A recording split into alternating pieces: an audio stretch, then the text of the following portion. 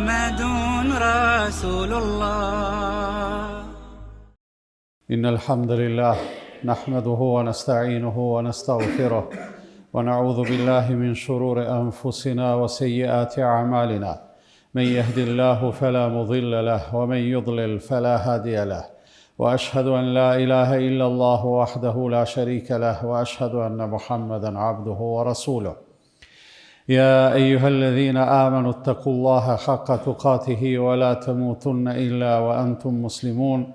يا أيها الناس اتقوا ربكم الذي خلقكم من نفس واحدة وخلق منها زوجها وبث منهما رجالا كثيرا ونساء، واتقوا الله الذي تساءلون به والأرحام إن الله كان عليكم رقيبا.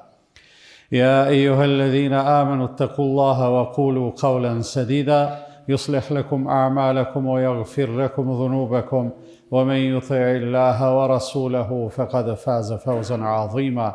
أما بعد، فإن أصدق الحديث كتاب الله تعالى، وخير الهدي هدي محمد صلى الله عليه وسلم، وشر الأمور محدثاتها، وكل محدثة بدعة، وكل بدعة ضلالة، وكل ضلالة في النار.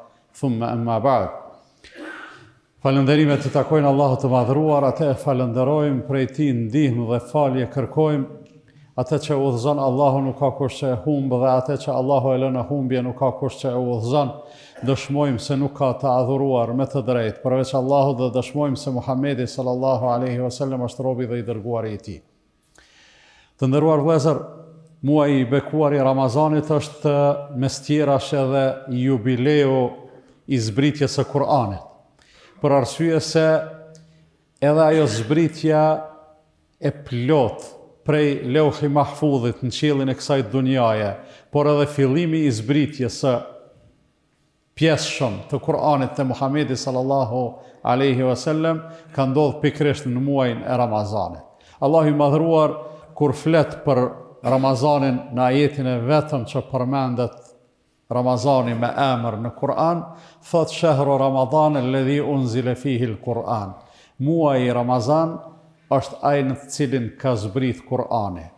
Dhe përmendja e zbritjes së Kur'anit, krahas rëndësisë së Ramazanit, për shkak se në te është agjërimi si ibadet madhor, si shtyllë e Islamit. Pra përmendja e zbritjes së Kur'anit në muajin e Ramazanit për neve ka simbolik të shumë fesht.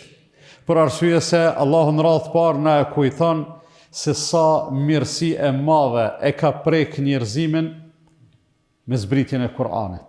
Një mundësi e madhe për me e njoftë Allahun, një mundësi e madhe për me e njoftë njeriun, edhe një mundësi e madhe për me e njoftë njeriu rolin e vetë në këtë jetë. Krahas gjithë atyne begative që Kur'ani si fjalë e Allahut fuqiplot dhe si shpallje e fundit i ngërthen në vete për shkak të shumë udhëzimeve të begata.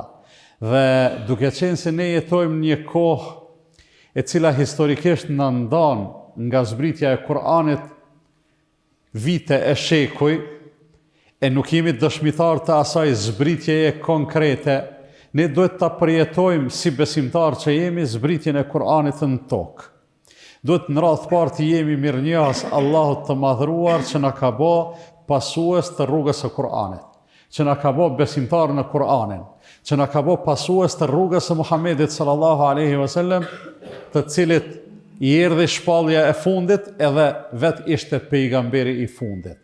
Në të vërtetë, Allahu i madhëruar na e ka mundësuar që edhe jetën ta kuptojmë si duhet, edhe rolin tonë këtë jetë ta kuptojmë si duhet, edhe detyrimet e obligimet që i kemi ndaj Zotit fuqiplot, por njëkohësisht Kur'anit nderuar vëllezër është mundësi e artë që njeriu me u pajis me vizion, me syqeltësi, me larg pamësi, posaçërisht duke e patur parasysh se Kur'ani udhëzon në atë që është më e mira dhe më e qëndrueshmja.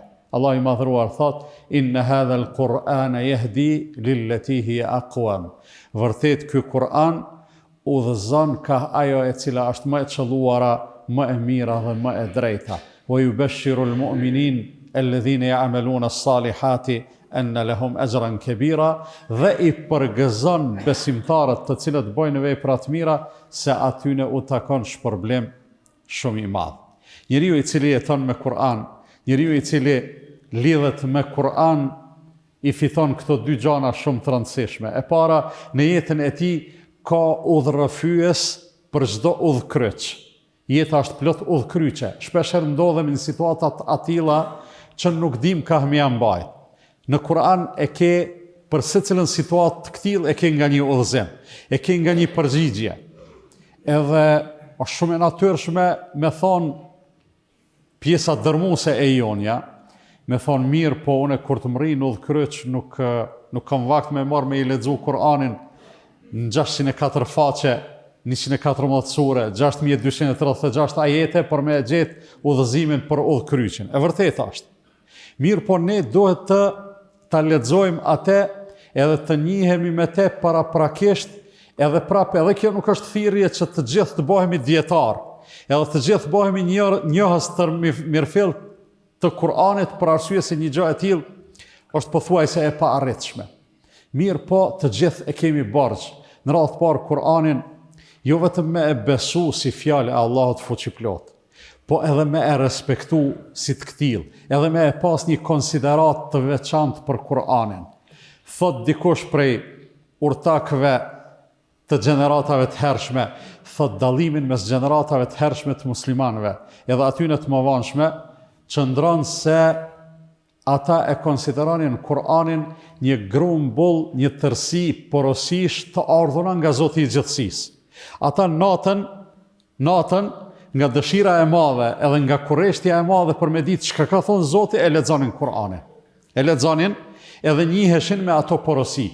Ditën prapë nga dëshira e madhe për me arrit udhëzimin edhe shpërblimin, nga rendnin edhe nxithonin që ti aplikonin edhe ti praktikonin ato udhëzime dhe ato porosi të Allahut fuqiplot. Pra të nderuar vëllezër, neve kemi borxh edhe obligim, derisa i themi vetet besimtar, edhe derisa e kemi një çështje të këtill, ose duhet ta kemi një çështje të këtill ndaj Kur'anit, ta kemi një kulturë qoftë edhe minimale të informacioneve dhe të njohurive lidhur me Kur'anin. Nuk bën muslimani mos me e ditë çka është Kur'ani. Pastaj nëse na duhet ndonjë gjë më konkrete dhe më e thellë, do të më falenderoj Allahun që sot ndoshta më tepër se sa të kaluamën kemi mundësi me gjetë përgjigje shumë konkrete, shumë të qarta dhe të kuptueshme, për arsye se Allahu e ka bërë të lehtë me ardhur deri te informacioni, deri te njohja, e edhe njohja e Kur'anit hyn në këtë fushë.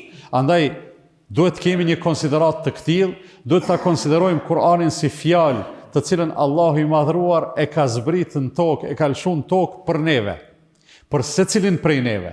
Allahu kur ka fol i është drejtuar për secilit prej neve. Allahu kur thret o ju njerëz, na bojmë pjesë aty. Allahu kur thret o bijtë e Ademit, prap na bojmë pjesë aty. Allahu kur thret o ju që keni besuar, kush me ma përparësi se sa ne është i thirrur të gjitha këto. Andaj kur thret dikush, kush do me të thirr, ti dush me u kthy prej respektit edhe prej edukatës, është me u kthy edhe me pa kush po të thirrë edhe çka po don me të thonë. E paramendo tash kur thret Zoti i gjithësisë. Secilin prej neve e thret për arsye se ato thirrje janë origjinale, çashtu çysh janë shpall atëherë para 1400 sa vjetëve, çashtu pa asnjë ndryshim. I kanë rezistuar kohës për arsye se Allahu i madhruar e ka garantuar originalitetin e tyne. Andaj neve kur dëgjojmë thirrje kuranore, do të me u kthy edhe me këshyr pse po na thret Zoti, edhe çka po na thot Zoti, çka po kërkon prej neve. Gjithnjë duke e ditë se ajo që Zoti e kërkon prej neve është për të mirën tonë e jo për të mirën e kujt do të qoftë tjetër. Përndryshe të nderuar vëllezër, përfitimet prej Kur'anit janë të shumë anshme. Nuk kemi mundësi me i numëru të gjitha ato dobi edhe të gjitha ato mirësi që Allah i madhruar na i jep nëpërmjet Kur'anit. E lexojmë për ibadet, edhe për secilën shkronjë të lexuar i fitojmë të paktën 10 shpërblime, qysh na ka informuar pejgamberi sallallahu alaihi wasallam. E lexojmë për me ndrit mendjen, edhe këtu e arrim efektin. e lexojmë për bereqet, e lexojmë për shërim. Allah i madhruar e ka bë Kur'anin shërim, wa nunazzilu minal Qur'ani ma huwa shifaa'un wa rahmatun lil mu'minin. Prej Kur'anit kemi zbrit pjesë ose Kur'anin e kemi zbrit që të jetë shërim edhe mëshirë për besimtarët. Andaj të gjitha këto Kur'anin, prezencën e tij në jetën tonë e bojnë me shumë bekime edhe me shumë mirësi. Edhe duhet ta themi, mbase mund të tingëlloj jo këndshëm, megjithatë duhet ta themi edhe në mënyrë vetë kritike, do t'i kemi punët mirë, aq sa e kemi Kur'anin prezent në jetën tonë. Qatë sa i japim hapësirë Kur'anit në jetën tonë, aq do të përfitojmë prej të gjitha këtyne aspekteve. Edhe do të zgjedhim më të mirat në jetë, edhe do të marrim qëndrime të duhuna, edhe do të flasim ashtu si duhet, edhe do të veprojmë në mënyrë të qelluar, pastaj edhe do të përfitojmë shumë sevape e shpërblime e shumë bereqet, pastaj edhe do të ndikoj pozitivisht edhe në gjendjen tonë shpirtërore, edhe emocionale, pse jo edhe fizike, edhe materiale, edhe të gjitha. Pra, aq sa e kemi prezent Kur'anin në jetën tonë, aq do t'ja shohim hajrin, respektivisht aq sa e shpërfillim, e nuk do të duhet ndodhë të kështu, aq sa e shpërfillim, aq do t'a privojmë vetën tonë nga mirësit e shumta të Kur'anit. Kur'ani mes tjera në vëllezër e paraqet edhe një moment prej momenteve të ditës së gjykimit, ku vetë i dërguari i Allahut Muhamedi sallallahu alaihi wasallam i ankohet Allahut për ata njerëz që qasjen ndaj Kur'anit e kanë pas shpërfillse. Wa qala ar-rasulu ya rabbi inna qaumi ittakhadhu hadha al-Qur'ana mahjura. Dhe i dërguari do të thotë, o Zot, qëta njerëz të mi e kanë braktisë Kur'anin. Braktisja e Kur'anit është një prej gabimeve më të mëdha që dikush mundet me e bën jetën e tij. Kur them dikush, kjo vlen në radhë parë për besimtarët, për arsye se ata që nuk janë të këtill, ata realisht edhe për shkak të qasjes ndaj Kur'anit nuk janë besimtarë. Mirë po besimtari pas ka mundësi me e braktisë Kur'anin, pas ka mundësi me pas qasje shpërfillse.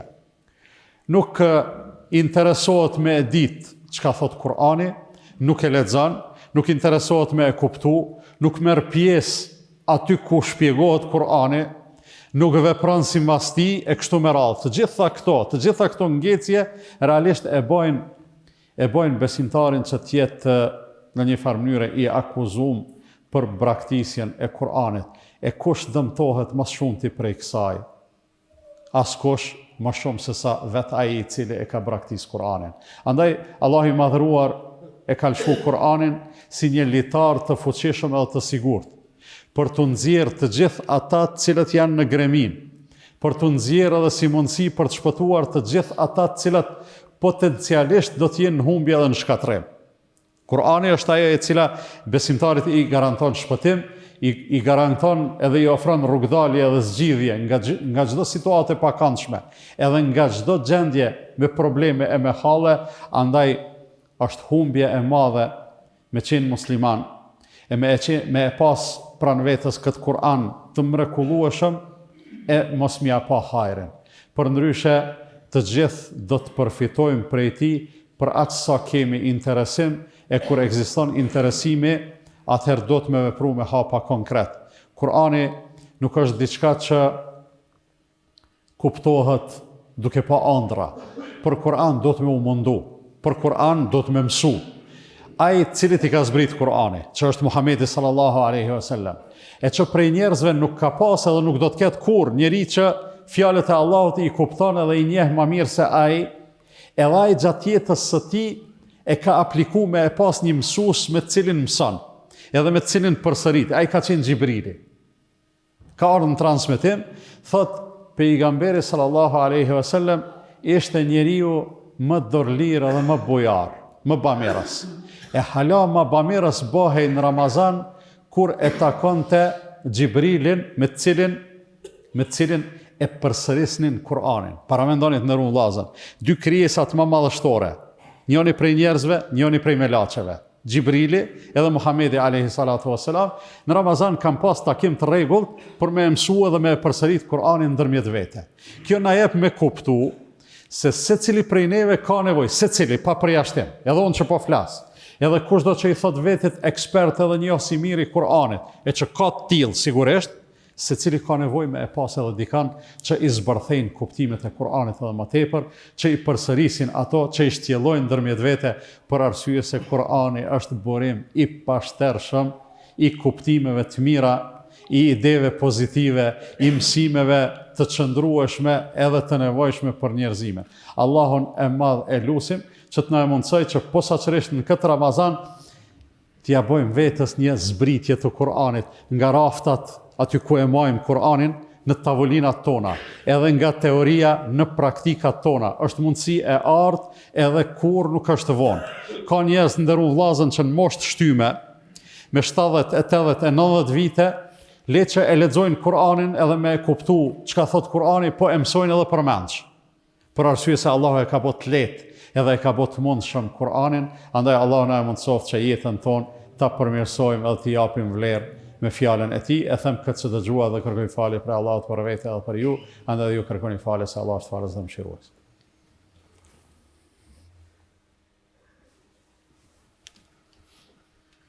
Elhamdulillah, wassalatu wassalamu ala rasulillah. Kur'ani e ka një ndikim të çuditshëm në jetën e njerëzit. Kur them të çuditshëm, të mrekullueshëm e kam fjalën. Te pejgamberi sallallahu alaihi wasallam kishte ndikim interesant, për shkak se të gjitha virtytet, të gjitha cilësitë e mira që pejgamberi alayhi salatu wasalam i kishte, ato në Ramazan shtoheshin edhe më tepër, mes tjerash edhe për shkak se takohej me Xhibrilin për me mësu Kur'anin. Pra, ndizeshin edhe më tepër shkëndijat e Kur'anit, prodhonin edhe më tepër virtytshmëri te pejgamberi sallallahu alaihi wasallam. Edhe në jetën tonë e njëjta gjë duhet të ndodhë.